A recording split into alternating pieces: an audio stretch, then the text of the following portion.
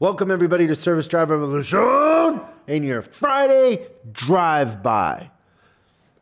What we want to do is give you something to think about going into the weekend, a little motivation, a little food for thought, something to kind of tickle your subconscious and make you see things a little bit different than you did before. And the voice of God was reading me this question, and I thought it was perfect for the Friday drive-by. So we have a special guest, the voice of God, today on the drive-by.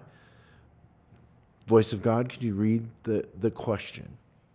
The voice of God is here.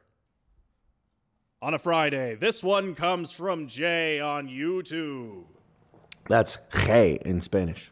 This one comes from Hey on YouTube. Chris, I'd love to know how you proactively, quote-unquote, fixed yourself. You mentioned you did some reading and started figuring it out.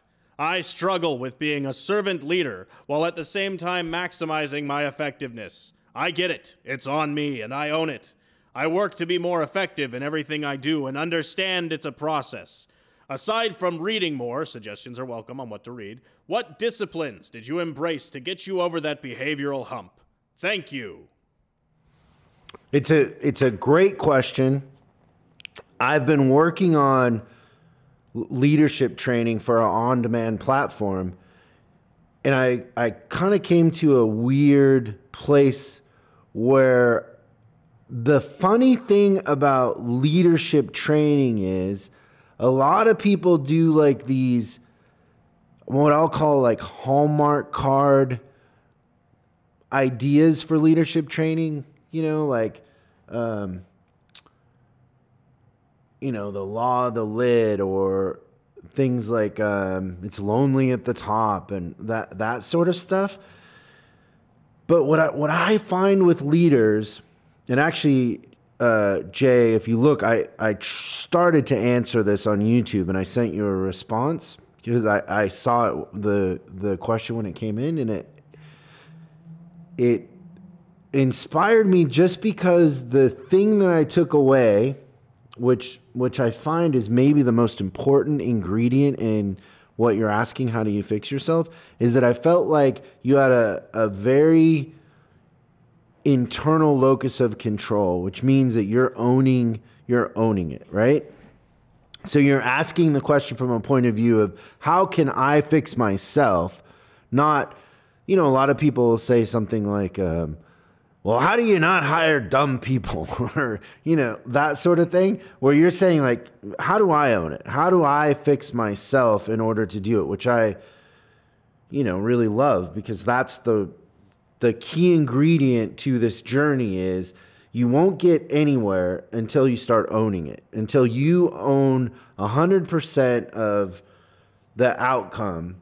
You won't start to get better because it's too easy to blame everybody else. So back to the leadership training. So in the leadership training that we're filming, I struggled because leadership has this, idea that there's like, do this and people will do that. And it's about leading. But the thing that I've found about leadership, it's this saying that I absolutely love, and I say it to myself all the time, is who you are speaks so loud I can't hear what you say. Let me say that again. Who you are speaks so loud I can't hear what you say. And it ends up at the end of the day that most of leadership, maybe 90% of it, is who you are. Your character, your insecurities, your past experiences, your prejudices, all of that walks in the room before you do. And so it's really hard to be a leader that's effective if you don't have all that under control. And so when I was writing this leadership training, which has been one of the most rewarding experiences and fun during this COVID lockdown, because I just had time to just work on it and think, and I wasn't in a rush, and I really got to go really deep in certain areas, and I'm putting it all into the content. But the the thing that I found is there's inner leadership and outer leadership. And the biggest section right now in the content is the inner leadership.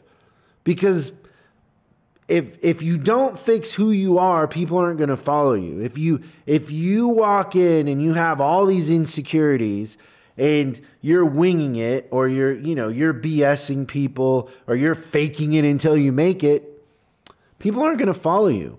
They're just not. People can intuitively, even if they don't know why, they intuitively know that you're not authentic and you're not genuine. And so the best leaders are authentic. The best leaders are honest. They care about people, and they have a cause. And so if you don't understand how to fix yourself, then you're never going to be an effective leader at the end of the day. And we've all worked for leaders, and I think everybody can kind of like do an inventory and understand that if you're scared of public speaking or you're socially awkward, those things get in the way of you being a good leader. You know that. I don't have to tell you. Everybody has some sort of thing that they know affects them from being a really, really good leader and really, really, authentic and resonating with a group of people in a way that a good leader would. And so, how did I fix myself? I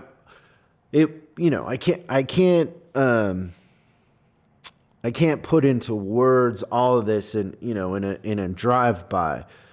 But I'll kind of go through the timeline. The first time I ever really realized I was broken was when I went through my divorce. And maybe you've heard me tell this story before. I know I told it on Business Outlaws, but in my divorce, it would have been really easy for me to blame my ex-wife.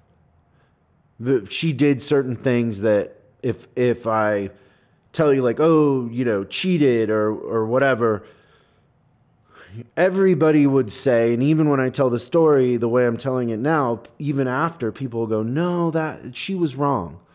And it's like, no, she wasn't wrong. Like, if I'm the leader in the household, I'm the man of the house, and my wife decides that she'd rather be with somebody else, I did something wrong if I'm the leader of the house.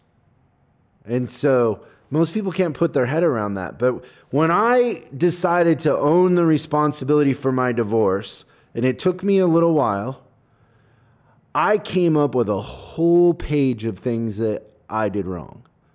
Now, until I decided, and this was my mindset, was if I don't accept this and fix myself, I'll carry all of this into my next relationship. And I was so devastated because I've come from a broken home. I didn't want to be divorced. I always had this idea that I would marry one person and I would be married forever. And so it was a huge failure to me that I was going through a divorce to begin with. So I didn't want to do it again. I didn't want to be one of those people that's divorced 5 times, right? Because at the end of the day, if you're divorced 5 times, that's got, at some point it has to be on you, right? And so I really wanted to fix myself. So I did a couple things. I said, I'm not going to be in a relationship for a year. And I sat down and I made a list of all the things that I had done wrong. And it ends up, I made a really, really strong case for I would have cheated on me if I was if I was in her shoes. Because I did things that were passive aggressive. I didn't fix things that I should have fixed. There were a lot of things that I overlooked. There were things that I did wrong. But all of those things are not characteristics of a good leader, of a good man or man of the house, however you want to look at it. It was an absolute failure on my part. And now through that exercise, I learned ownership is a big deal. later on, I read Jocko's book, Extreme Ownership, and he has a great story in there about owning the outcome. And that even, kind of dug that hole deeper about how important ownership is to all of this. Because in his situation in the military and, going into Iraq or Afghanistan, I forget where the story is based in the beginning of that book, but the idea that he had blue on blue, so, friendly fire shooting at each other, and he owned it, where most of the time somebody would say, oh, well, it was their, it was this group's fault or their fault. He said, no, it's my fault because I'm in charge and the buck stops with me. The thing about that story that blew me away is their thing is life and death. And our thing in business is not life and death. You can run a business into the ground and you don't die. You can claim bankruptcy. You can start over. But when you're out there protecting our country and serving our country and you make a mistake and somebody dies, you're either dead or you're going to live with the idea that somebody, under your command died. That's a heavy thing. It's really heavy. And so my divorce then that kind of just made me think about ownership in a different way. And then I've learned, like, I had a couple years ago, there was somebody with the dealer group, that huge high profile dealer group. And we ended up signing them up, and then it went sideways from there. They didn't do what we asked them to do. They were know-it-alls. Just a typical, like, they're losing in service. They were amazing at new car sales. They sold a lot of new cars, but their service department customers hated them. They were losing hundreds of thousands of dollars every month, and we couldn't fix them. And I knew going into it would be one of the, biggest fixes we'd ever done. But I thought we could do it. Like, I wanted it. They were high profile, and it didn't work. Like, I don't know, 6 months into it, we shook hands and said, hey, we're not a match. They weren't doing what we were asking them to do. They were arrogant. They thought they knew it all because they knew how to sell cars. So they hired us kind of thinking that we had some magic that if they didn't change their behavior, they still were going to have success because of our track record. But the truth of the matter is when it came to fixed stops and service, they were morons and they didn't know what they were doing and they didn't want to listen because they were just ignorant at the end of the day. So I'm sitting there and my team has put so much work into it. And it's like, it's so easy to say they're morons and it's their fault. But the truth of the matter is, if you go back, I had this rule. If you go all the way back to the beginning of our relationship, I had a rule that if anybody wants to change our contract, I won't take them as a client. Because every time I've gotten a lawyer involved and changed our contract, it ends up they're terrible clients to begin with. And it never works. But because this group was so high profile and I wanted it so bad and I got deal heat and the whole thing, their in-house lawyer wanted to change our contract. And I said no.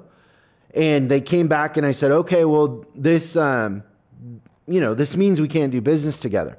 And the dealer's kid running the dealer group was like, you can't do this. I need you. And he sold me, right? Because they're good at sales. He sold me on it.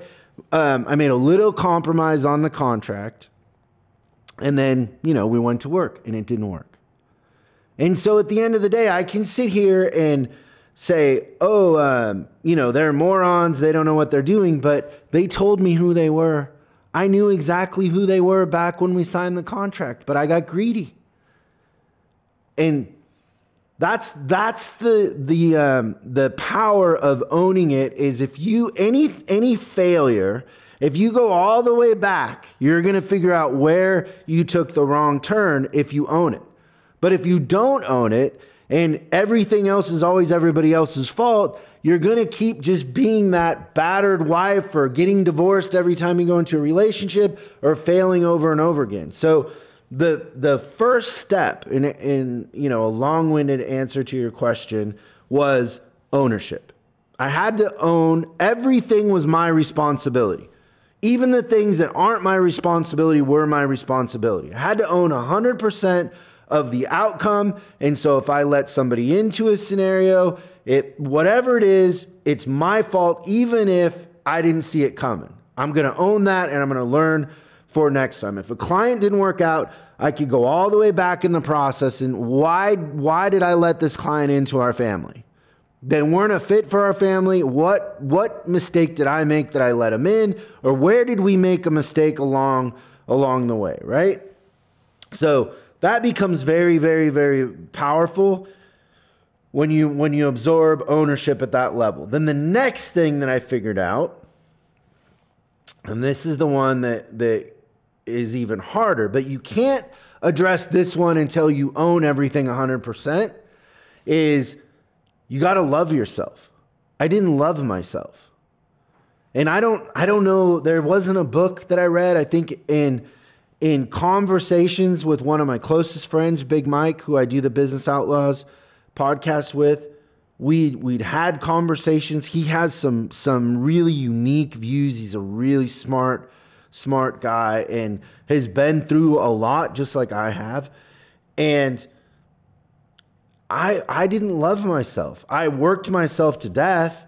I was driven, but I didn't really ever like who I was. I never stopped and did an inventory of, who are you? And I'll tell you that the video, there was a video by Jordan Peterson.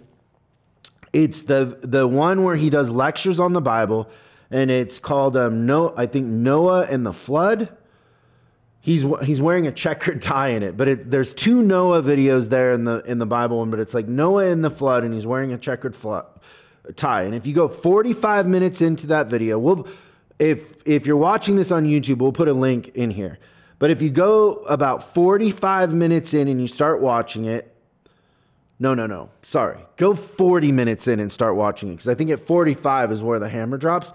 But he starts talking about how he started to see himself as two different people. And there was this one person out there, doing things and trying too hard and being aggressive and argumentative and whatever. And there's this other, he had a split personality, which we all do, right? Our personalities are complicated.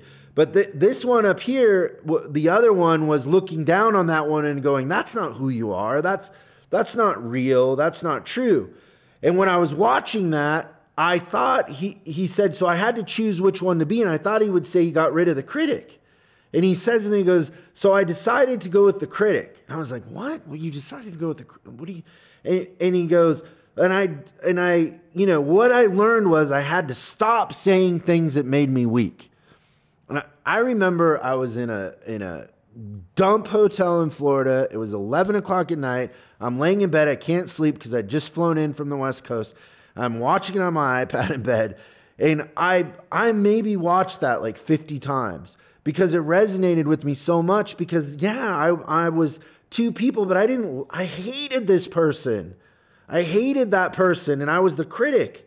And and so he says in there, he says, you have to stop saying things that make you weak, which really means you have to stop thinking things that make you weak. So I really started working on the things you're saying are either getting you closer to who you really are or further away.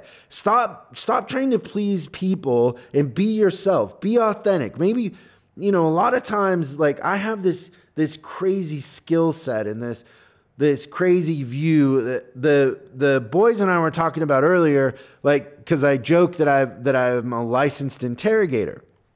Well, sometimes I can tell people are lying, and I tell them you're lying, and I think it's funny to get a reaction out of them, but people don't like the truth. They don't like you to tell them, especially when they're lying, they don't want you to tell them that they're lying. People don't like the truth. And so you end up building your personality around pleasing people instead of being authentic to yourself.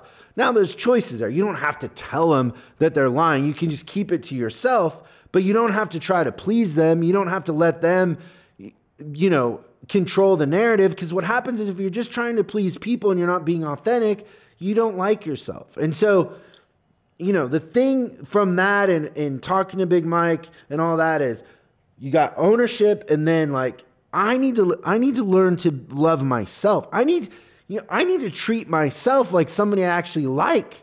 I need to value my time. I need to spend time doing the things that I like. Like, I love working with leaders and managers and teaching them how to be better at business and sharing what I've learned. I love the fact that we're in hundreds and hundreds of shops all over the place, where actually it's like over 1,000, and we get to learn and see what's working and what isn't. I love taking in all that information and sharing it with other managers. I love being that conductor of that information for everybody. But there was tons of things I was doing that I didn't like, that wasn't authentic to me, that was driving me crazy, and I was doing it to please other people. And so once I started to love myself, I won't take a client if I don't want them. I don't care. I'll go broke. I just don't care. But the funny thing is I'm making more, and I'm more successful than I ever was, because I'm being authentic and it resonates with people. I'm not perfect. I don't know everything, but at the end of the day, I'm authentic, and I'm telling the truth, and I'm being who I really am, and I like myself. And I think that ends up being the most important thing. Like, people still screw me over, people still lie to me, people still use me, but at the end of the day, I'm going to be myself. I'm going to be fair. I'm going to give people a chance, but once I'm done, I'm done. Like, that's it. I have to stop doing things that make me weak. And so every thought you have, every action you have moves you closer to where you want to go or further away.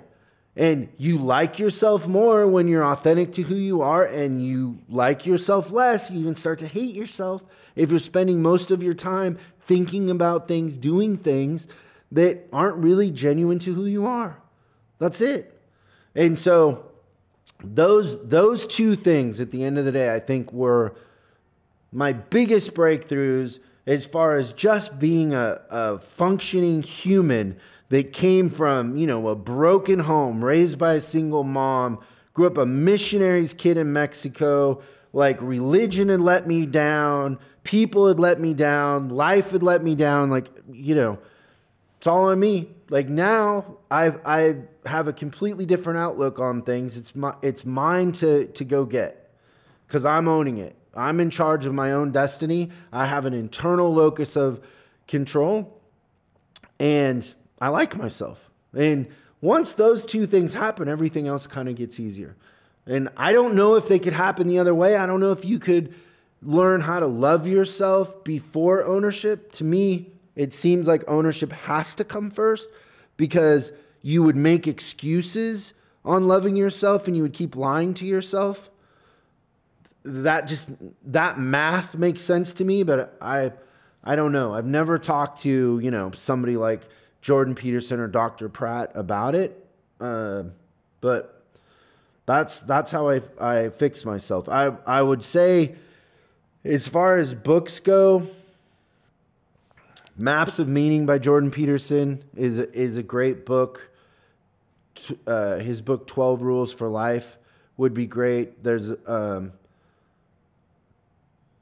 I'll put a few books in the description of this for you also that I think might help. But that's my this might be the longest drive-by that we've done, but it comes from the heart. I think it's a great question, and I can't say enough how I love the tone of the question is ownership. Like, how do I do it? You're not deflecting, you're not projecting an external locus of control that it's everybody else's fault. So thank you, Jay, in Spanish, Jay or Jay.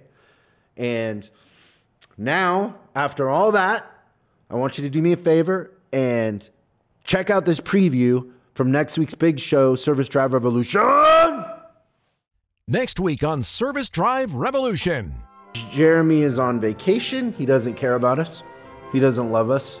He just left for 2 weeks. Maybe this one might be a little bit more exciting than usual. I always felt like when I was an advisor, I was actually protecting people from other advisors. Did you guys know that Ford was going to release the new Bronco on OJ's birthday.